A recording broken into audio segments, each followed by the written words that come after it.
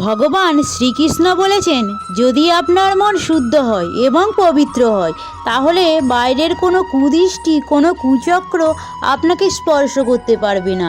ঝড়ে সেই সব ঘরেই ধুলো প্রবেশ করতে পারে যেসব ঘরে জানালা পর্দার মধ্যে ছেদ হয়। প্রবল তুফানও সেই সব ঘরের দেওয়াল ভেঙে ফেলতে পারে যেই ঘরের ভিত মজবুত হয় না। আপনার ব্যক্তিত্বের মূল ভিত হলো আপনার ভাবনা, আপনার চিন্তাধারা, আপনার দৃষ্টিকোণ। একই স্থানে একই সময়ে একই ঘটনা আমরা কখনো কখনো ভালো মনে গ্রহণ করি, আবার কখনো কখনো খারাপ মনে গ্রহণ করি। আপনাকে সেটা নির্ণয় করতে হবে আপনি কি মনে সেই ভাবনাটা গ্রহণ করবেন। এ সংসারে যেমন ভাবনা ভাববেন সেই রকম ভাবনার ফলই আপনি পাবেন।